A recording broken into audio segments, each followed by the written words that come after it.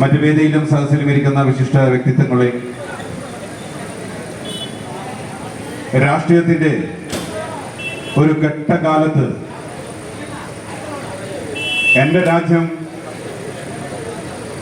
ലോകത്തിലെ ഏറ്റവും വലിയ ജനാധിപത്യ സംവിധാനങ്ങൾ നിലനിൽക്കുന്ന ഈ രാജ്യം അധപതനത്തിന്റെ പാതയിലൂടെ കടന്നു പോകുന്ന ഒരു കാലഘട്ടത്തിൽ ഈ രാജ്യത്തിലെ ജനങ്ങൾക്ക് നന്മയുണ്ടാകണം, ഈ രാജ്യത്തിന് നന്മയുണ്ടാകണമെന്ന് തീരുമാനിച്ചുറച്ച് ജീവിതത്തിൽ ഒരിക്കലും രാഷ്ട്രീയ പ്രവർത്തനം നടത്തി പരിചയമില്ലാത്ത, രാഷ്ട്രീയ പ്രവർത്തനത്തിന്റെ ഭാഗമാകാതിരുന്ന, പൂർണ്ണമായും രാഷ്ട്രീയ പ്രവർത്തകനാകാത്ത എന്റെ ആം ആദ്മി പാർട്ടിയുടെ സന്നദ്ധ പ്രവർത്തകരെ നിങ്ങൾക്ക് 1000 അഭിവാദ്യങ്ങൾ. കാരണം ഈ രാജ്യം കെട്ടിപ്പിടിക്കേണ്ടത് ഈ നാട്ടിലെ സാധാരണക്കാരുടെ ആവശ്യമാണ് എന്ന തിരിച്ചറിവാണ് നമ്മെ ഇവിടെ കൊണ്ടെത്തിക്കുന്നത്. എന്റെ ശബ്ദം കേൾക്കുന്ന ഈ നാട്ടിലെ ജനാധിപത്യ മതേതര വിശ്വാസികളെ, നിങ്ങൾക്ക് ഏവർക്കും ആം ആദ്മി പാർട്ടി എന്ന രാഷ്ട്രീയ പ്രസ്ഥാനത്തിന്റെ അഭിവാദ്യങ്ങൾ അർപ്പിക്കാൻ ഞാൻ ഈ അവസരം ഉപയോഗിക്കുകയാണ്. നമുക്കറിയാം, രാഷ്ട്രീയത്തോടും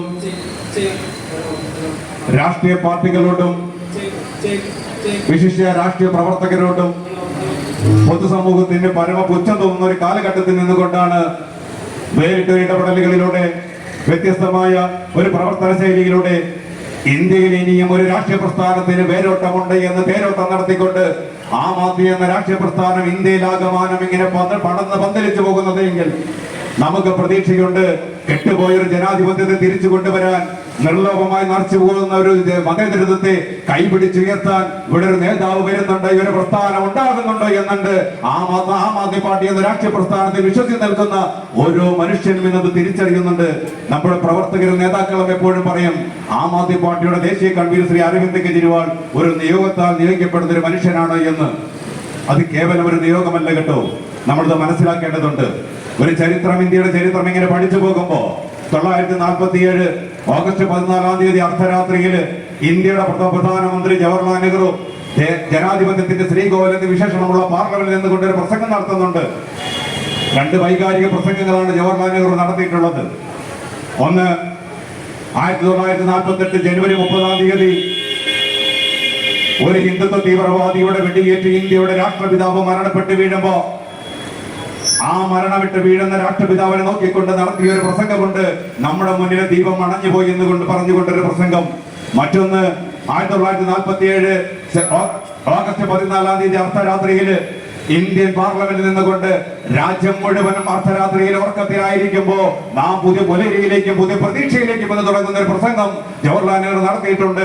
ഈ 2 പ്രസംഗങ്ങളും ആം ആദ്മി പാർട്ടിയുടെ പ്രവർത്തകരെ നമ്മൾ നെഞ്ചിലേറ്റേണ്ടതുണ്ട്. കാരണം അത്രമാത്രം വൈകാരികമായ 2 പ്രസംഗങ്ങളുടെ അടിത്തറയിലാണ് ഇന്ത്യ നിൽക്കുന്നത് എന്ന് നമുക്ക് തിരിച്ചറിയണം.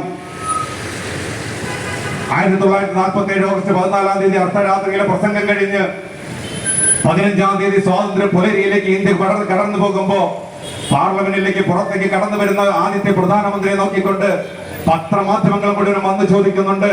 പാശ്ചാത്യ രാജ്യങ്ങളിലെ പത്രമാധ്യമങ്ങൾ വന്നുകൊണ്ട് ചോദിക്കുന്നുണ്ട് പരിഹാസത്തോടെ, ഇന്ത്യ 33 കോടി ജനതയുമായി മരിക്കാൻ ഒരു രാജ്യം ജനിക്കുന്നു എന്ന് പരസ്യമായിട്ട് പരിഹസിച്ചെഴുതിയ ബ്രിട്ടീഷ് പത്രങ്ങൾ ഉൾപ്പെടെയുള്ള പത്രങ്ങൾ വന്നുകൊണ്ട് ചോദിക്കുന്നുണ്ട്, അല്ലയോ പ്രധാനമന്ത്രി, നിങ്ങൾ ഈ രാജ്യത്തൊരു ജനാധിപത്യമാണല്ലോ നടപ്പിലാക്കാൻ പോകുന്നത്, ഒരാധുനിക ജനാധിപത്യത്തെ ഉൾക്കൊള്ളാൻ കഴിയുന്ന ഒരു സമൂഹമല്ലല്ലോ ഈ രാജ്യത്തുള്ളത്. ഇവിടെ പട്ടിണി കിടക്കുന്ന, വിദ്യാഭ്യാസമില്ലാത്ത, സാമൂഹ്യ ബോധമില്ലാത്ത, സാംസ്കാരിക ബോധമില്ലാത്ത വെറും കർഷകരായ ഈ നാട്ടുകാർക്ക് മുന്നിൽ എങ്ങനെയാണ് നിങ്ങൾ ഒരു ജനാധിപത്യത്തെ സംരക്ഷിക്കാൻ പോകുന്നത്? ഒരു ആധുനിക ജനാധിപത്യത്തെ ഇവിടെ എങ്ങനെയാണ് സൃഷ്ടിക്കാൻ പോകുന്നത് എന്ന് ചോദിക്കുമ്പോ അന്ന് ആ ഇന്ത്യയുടെ പ്രധാനമന്ത്രി പറഞ്ഞൊരു ഉത്തരമുണ്ട്, ഒരു മറുപടിയുണ്ട്. ആ മറുപടിയാണ് ആം ആദ്മി പാർട്ടിയുടെ തൊപ്പിയണിഞ്ഞ് ഇന്ന് നിങ്ങളുടെ മുന്നിൽ വന്നു നിൽക്കുന്ന ഞാൻ നിങ്ങളും എന്ന് പറയേണ്ടതുണ്ട്. കാരണം അന്ന് ജവഹർലാൽ നെഹ്റു പറഞ്ഞു, ഞങ്ങൾക്കറിയാം നൂറ്റാണ്ടുകളോളം നിങ്ങൾ അടക്കി ഭരിച്ച ഈ രാജ്യം പട്ടിണിയിലായിരുന്നു എന്ന് ഞങ്ങൾക്കറിയാം. ഏത് രാജ്യത്തെ കുറിച്ചാണ് പറയുന്നത്? 1943 40 ലക്ഷത്തിലധികം മനുഷ്യര് പട്ടിണി കിടന്ന് മരിച്ച രാജ്യത്തിന്റെ പേരായിരുന്നു ഇന്ത്യ.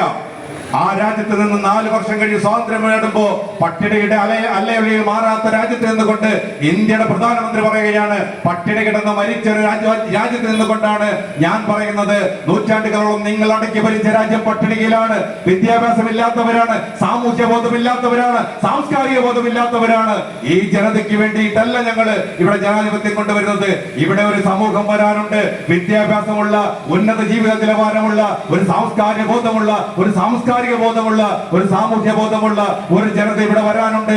ആ ജനതയ്ക്ക് വേണ്ടിയിട്ടാണ് ആധുനിക ജനാധിപത്യം ഞങ്ങളിവിടെ നടപ്പിലാക്കാൻ പോകുന്നത് എന്ന് അന്ന് ഇന്ത്യയുടെ പ്രധാനമന്ത്രി പറയുക മാത്രമല്ല, അന്ന് അദ്ദേഹം ആധുനികമായ ഒരു ജനാധിപത്യ സംവിധാനം കൊണ്ടുവരുമ്പോ, ആധുനികമായ വിദ്യാഭ്യാസ രീതി കൊണ്ടുവരുമ്പോ, ആധുനികമായ വ്യവസായ സംവിധാനങ്ങൾ കൊണ്ടുവരുമ്പോ, വിവിധ രാജ്യങ്ങളുടെ സഹകരണത്തോട് കൂടിക്കൊണ്ട് നമുക്ക് ഉന്നതമായ ലോകത്തെ ഏതൊരു സർവകലാശാലയോട് കിടപിടിക്കാൻ കഴിയുന്ന IIT ഖരഗ്പൂർ കൊണ്ടുവന്നു, IIM അഹമ്മദാബാദ് കൊണ്ടുവന്നു.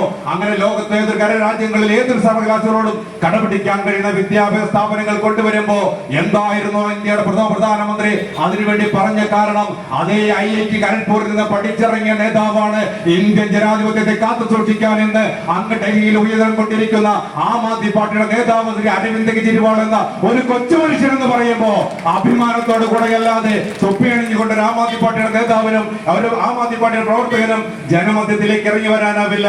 ആ ജനമധ്യത്തിലേക്ക് ഇറങ്ങി വരുന്ന ആത്മവിശ്വാസമാണ് ആം ആദ്മി പാർട്ടി എന്ന് പറയുന്ന ഒരു രാഷ്ട്രീയ പ്രസ്ഥാനം നിങ്ങളുടെ മുന്നിലേക്ക് വരുന്നത്.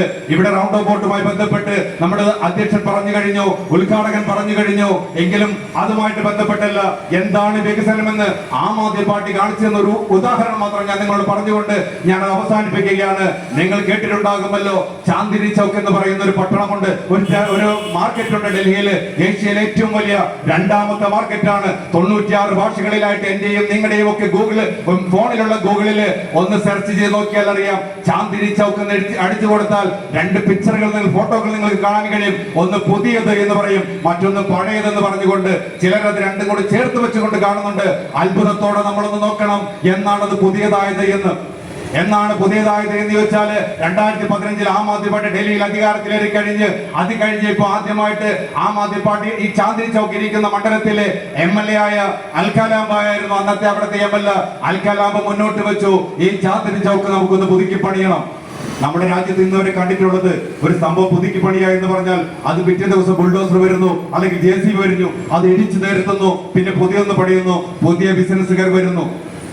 10 സ്ക്വയർ ഫീറ്റ് മുതൽ 1000 സ്ക്വയർ ഫീറ്റിലധികം ഒരു സ്ഥലമുള്ള 1 രൂപ മുതൽ കോടാനുകോടി രൂപയുടെ വില കച്ചവടം നടക്കുന്ന ചാന്ദിനി ചൗക്ക് പോലെയുള്ള ലക്ഷക്കണക്കിന് കച്ചവടക്കാരുള്ള ഒരു സ്ഥാപനം പുതുക്കി പണിയാൻ തീരുമാനിക്കുമ്പോ അതിന്റെ വെല്ലുവിളികൾ എത്ര വലുതാണ് എന്ന് വെറുതെ കേരളത്തിൽ നിന്നുകൊണ്ട് KRLനെ കുറിച്ച് ചിന്തിക്കുന്ന, മഞ്ഞക്കുറ്റിയെ കുറിച്ച് ഓർക്കുന്ന ഓരോ മനുഷ്യനും ചിന്തിച്ചു നോക്കിയാൽ മനസ്സിലാകും ആം ആദ്മി പാർട്ടി ചെയ്യുന്നതാണെന്നറിയുമോ.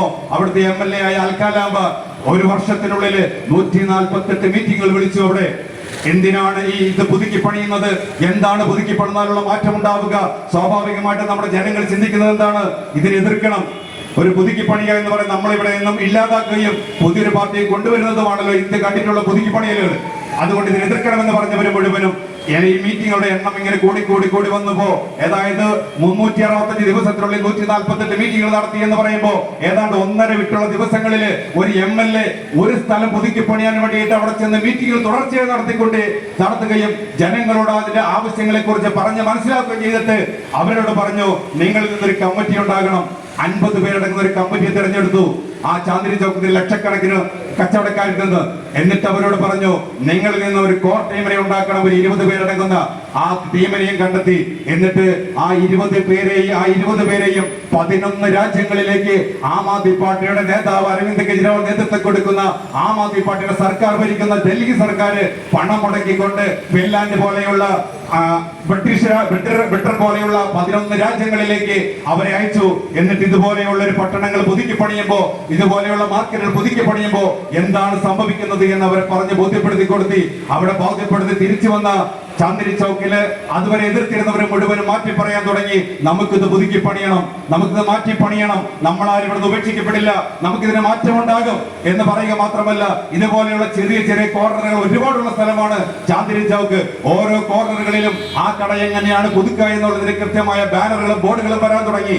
എന്റെ കട എങ്ങനെയാണ് പുതുക്കുക എന്ന്, എനിക്ക് എത്ര സെന്റ് സ്ഥലമുണ്ടായിരുന്നു എന്ന്, എനിക്ക് എത്ര സ്ക്വയർ ഫീറ്റ് സ്ഥലമുണ്ടായിരുന്നു എന്ന്, എനിക്ക് ഏതാണ് നഷ്ടപ്പെടുക എന്ന്, എനിക്ക് നഷ്ടപ്പെടാതെ തിരിച്ചു കിട്ടുന്നത് എത്രയാണ് എന്ന് ഓരോ കച്ചവടക്കാരനും മനസ്സിലാക്കുന്ന വിധത്തില് അവിടെ ബോർഡുകൾ സ്ഥാപിച്ചപ്പോ കച്ചവടക്കാർ ആവശ്യപ്പെട്ടു പുതുക്കി പണിയേണ്ടത് അനിവാര്യമാണ് എന്ന്. അങ്ങനെ ആം ആദ്മി പാർട്ടിയുടെ നേതൃത്വത്തില് ഒരു ഏഷ്യയിലെ ഏറ്റവും വലിയ രണ്ടാമത്തെ മാർക്കറ്റ് പുതുക്കപ്പെടുന്ന ചരിത്രമുണ്ട് എങ്കിൽ ഒരു പ്രതിഷേധമില്ലാതെ, ഒരു എതിർപ്പുകളില്ലാതെ, ഒരാളുടെ കച്ചവടം നഷ്ടപ്പെടാതെ, ഒരാളുടെ ഒരു ഇഞ്ച് ഭൂമി നഷ്ടപ്പെടാതെ പുതുക്കപ്പെടുന്ന ഒരു ചരിത്രമുണ്ട് എങ്കിൽ എന്താണ് പുരോഗമനമെന്ന്, എന്താണ് പുരോഗമന പ്രവർത്തനമെന്ന് ആം ആദ്മി പാർട്ടി കാണിച്ച ചരിത്രം കേരളത്തിൽ നിന്നുകൊണ്ട് പറയുമ്പോഴാണ് ഒരു റൗണ്ട് ഓഫ് ബോട്ടിന്റെ കാര്യം പറഞ്ഞുകൊണ്ട് നമ്മൾ ഇവിടെ പറയേണ്ടി വരുന്നത്. ഇതാണ് ആം ആദ്മി പാർട്ടി കടന്നു വരുമ്പോൾ ഉണ്ടാവുന്ന പ്രവർത്തനം. ഒറ്റ കാര്യം കൂടി പറയുന്നു, ആം ആദ്മി പാർട്ടി ഡൽഹി കഴിഞ്ഞാല് പിന്നെ ഭരിച്ച സ്ഥലമാണല്ലോ പഞ്ചാബ്. പഞ്ചാബിൽ ആം ആദ്മി പാർട്ടി ഭരണത്തിലേക്ക് കഴിഞ്ഞപ്പോ നമുക്ക് എല്ലാവർക്കും അറിയാം, ഇന്ത്യയിൽ ഏറ്റവും കൂടുതൽ ട്രക്കുകളോടുന്ന ഒരു സംസ്ഥാനമാണ് പഞ്ചാബ്. 114 സംഘടനകളുണ്ട്, ട്രക്ക് സംഘടനകൾ. ആം ആദ്മിക്ക് മാത്രം സംഘടനകളില്ല, ബാക്കി എല്ലാ സംഘടനകളും ആം ആദ്മി പാർട്ടി അധികാരത്തിലേറിയപ്പോൾ ഉടനെ വന്ന പ്രശ്നങ്ങളുമായിട്ട്, നൂറുകണക്കിന് പ്രശ്നങ്ങളുമായിട്ട് വന്നു. ആം ആദ്മി പാർട്ടി പറഞ്ഞു, നിങ്ങൾ ഇന്ന് ഒരു ടീമിനെ ഒരു കമ്മിറ്റി കണ്ടെത്തുക, നിങ്ങളുടെ പ്രശ്നം എന്താണെന്ന് നിങ്ങൾക്ക് പരിഹാരം കണ്ടെത്താം, ആ പരിഹാരം എന്താണെന്ന് നടപ്പിലാക്കാൻ ഈ സർക്കാർ കൂടെയുണ്ട് എന്ന് പറയുന്ന ഒരു ഭരണ സംവിധാനം ആം ആദ്മി പാർട്ടി മുന്നോട്ട് വയ്ക്കുന്നു. ആ ഭരണ സംവിധാനത്തെ കുറിച്ച് ഞങ്ങൾക്ക് നിങ്ങളോട് പറയാനുള്ളത്, പറയുന്നത് എവിടെ നിന്നുകൊണ്ട് എറണാകുളം ജില്ലയുടെ ഭരണസിരാ കേന്ദ്രമായ കളക്ടറേറ്റ് മുന്നിൽ നിന്നുകൊണ്ട് പറയുന്നു, ഇങ്ങനെയല്ല ഭരിക്കേണ്ടത് എന്ന്.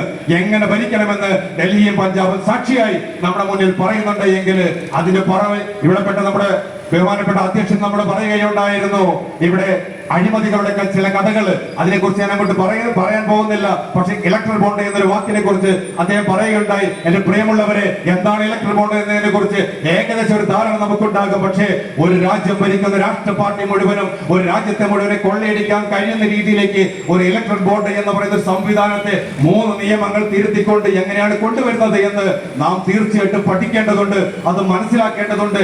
ഒരു രാഷ്ട്രീയ പ്രസ്ഥാനം ഇന്ത്യയിലല്ലാത്ത ഒരു കമ്പനികൾക്കും, ഇന്ത്യയിൽ പ്രവർത്തിക്കാത്ത ഒരു കമ്പനികൾക്കും, ഇന്ത്യയിലെ രാഷ്ട്രീയ പ്രസ്ഥാനങ്ങൾക്കും സംഭാവന കൊടുക്കാൻ കഴിയാതിരുന്ന ഒരു കാലഘട്ടത്തിലാണ് ഇലക്ട്രൽ ബോണ്ട് വരുന്നത് എന്ന് ഓർക്കണം. CSR ഫണ്ട് എന്ന് പറയുന്ന 3 വർഷത്തെ ഒരു കമ്പനിയുടെ ലാഭം കണക്കാക്കിക്കൊണ്ട് അതിന് 7% ഏത് രാഷ്ട്രീയ പ്രസ്ഥാനങ്ങൾക്കോ പൊതുപ്രവർത്തനങ്ങൾക്കോ സംഭാവന കൊടുക്കാമെന്ന 2013 കമ്പനി ആക്ട് എന്ന് പറയുന്ന നിയമം ഉണ്ടായിരുന്നത്. അത് ഉണ്ടായിരുന്നപ്പോഴാണ് ഇലക്ട്രൽ ബോണ്ട് എന്ന് പറയുന്ന സംവിധാനം വരുന്നതെന്ന് നിങ്ങൾ മനസ്സിലാക്കണം.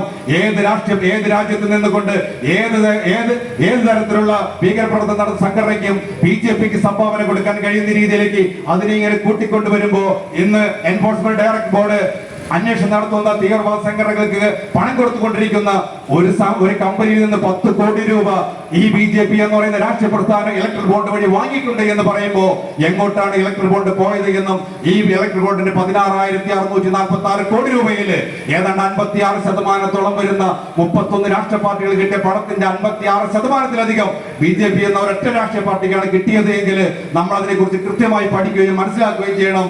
ഒറ്റ കാര്യം കൊണ്ട് പറഞ്ഞുകൊണ്ട് ഞാൻ അവസാനിപ്പിക്കുന്നു. ഈ കഴിഞ്ഞ 2022 പഞ്ചാബിൽ തെരഞ്ഞെടുപ്പ് നടന്നു. നിയമസഭാ തെരഞ്ഞെടുപ്പ് നടക്കുമ്പോൾ ആം ആദ്മി പാർട്ടിയുടെ നേതാക്കളും പ്രവർത്തകരും അവിടെ പ്രവർത്തിക്കുന്നുണ്ട്. ആം ആദ്മി പാർട്ടി അധികാരത്തിലേക്ക് വരുമെന്നൊരു പ്രതീക്ഷ 2017 ഉണ്ടായിരുന്നു. അത് നടന്നില്ല. 2024 തെരഞ്ഞെടുപ്പ് ഗംഭീരമായിട്ട് നടന്നുകൊണ്ടിരിക്കുമ്പോ പഞ്ചാബിൽ നിന്ന് ഒട്ടേറെ ആളുകൾ നമ്മുടെ കാനഡ പോലെയുള്ള, ഇംഗ്ലണ്ട് പോലെയുള്ള രാജ്യങ്ങളിൽ പോയി സ്ഥിരതാമസമാക്കിയവരുണ്ട്. അവരെല്ലാവരും 2017 രാഷ്ട്രീയ മാറ്റം കേരളത്തിൽ സംസ്ഥാനത്ത് സംഭവിക്കുന്നു എന്ന്, പഞ്ചാബിൽ സംഭവിക്കുന്നു എന്ന് പ്രതീക്ഷിച്ചുകൊണ്ടിരിക്കുമ്പോൾ അത് സംഭവിക്കാതിരിക്കുകയും രാഷ്ട്രീയ മാറ്റം ഞങ്ങളുടെ നാട്ടിൽ ആവശ്യമാണ് എന്ന് തിരിച്ചറിഞ്ഞുകൊണ്ട് അങ്ങ് കാനഡയിലും അങ്ങനെ UK-യിലും ഒക്കെ സ്ഥിരതാമസമാക്കിയ നമ്മുടെ പ്രിയപ്പെട്ട പഞ്ചാബ് നിവാസികൾ കൂട്ടത്തോടെ ആം ആദ്മി പാർട്ടിക്ക് വേണ്ടി പ്രവർത്തിക്കാൻ വേണ്ടിയിട്ട് പഞ്ചാബിന്റെ മണ്ണിലേക്ക് പറന്നിറങ്ങുമ്പോ ആം ആദ്മി പാർട്ടിയുടെ പ്രവർത്തകരായി വന്ന ആ അണികളെ സ്വീകരിക്കാൻ വേണ്ടിയിട്ട് അന്നത്തെ ഡൽഹിയുടെ ഉപമുഖ്യമന്ത്രിയായിരുന്ന മനീഷ് സിസോദിയ പൊക്കകളും പൂക്കളും പോയ മാലകളുമായി കൊണ്ട് ഇന്റർനാഷണൽ എയർപോർട്ടിൽ കാത്തു നിൽക്കുമ്പോ പത്രക്കാർ വന്നുകൊണ്ട് ചോദിക്കുന്നു, ആരാണ് ഇവിടെ വരാൻ പോകുന്നത്? ഡൽഹിയുടെ ഉപമുഖ്യമന്ത്രി കാത്തു നിൽക്കാൻ മാത്രം ഏത് VIP ആണ് ഇവിടെ വരുന്നത് എന്ന് ചോദിക്കുമ്പോ ഏത് ബിജെപിയാണോ വരുന്നത് ചോദിക്കുമ്പോ ഡൽഹിയുടെ മുഖ്യമന്ത്രി പറയുന്നു ഞങ്ങളൊരു BJP-യെ പ്രതീക്ഷിച്ച് നിൽക്കുകയല്ല, ഞങ്ങളൊരു നേതാവിനെയും പ്രതീക്ഷിച്ച് നിൽക്കുകയല്ല. ആം ആദ്മി പാർട്ടി എന്ന് പറയുന്ന രാഷ്ട്രീയ പ്രസ്ഥാനം അങ്ങ് ഡൽഹിയിലെ ചരിത്ര മാറ്റത്തിന്റെ ഭാഗമാകുമ്പോ അതിന്റെ ഭാഗമാകാൻ വേണ്ടി വരുന്ന പ്രവർത്തകർ വരുന്നുണ്ട്, ഞങ്ങൾ സന്നദ്ധ പ്രവർത്തകർ വരുന്നുണ്ട്. ആ സന്നദ്ധ പ്രവർത്തകരെ സ്വീകരിക്കാൻ വേണ്ടിയിട്ടാണ് ഞങ്ങൾ വന്നു നിൽക്കുന്നതെന്ന് പറയുന്ന ഒരു രാഷ്ട്രീയമാണ് ആം ആദ്മി പാർട്ടി മുന്നോട്ട് വയ്ക്കുന്നത്. നേതാവിനെ കാത്തു നിൽക്കുന്ന അണികളുടെ രാഷ്ട്രീയമല്ല, അണികളെ കാത്തു നിൽക്കുന്ന നേതാവിന്റെ രാഷ്ട്രീയം ആം ആദ്മി പാർട്ടിയെ മുന്നോട്ട് വയ്ക്കുന്ന രാഷ്ട്രീയമാണ്. അതുകൊണ്ടാണ് എന്റെ പ്രിയമുള്ളവരെ പറയുന്നത്, നിങ്ങൾ പറയുന്നത് രാഷ്ട്രീയ പാർട്ടി മാറാനല്ല.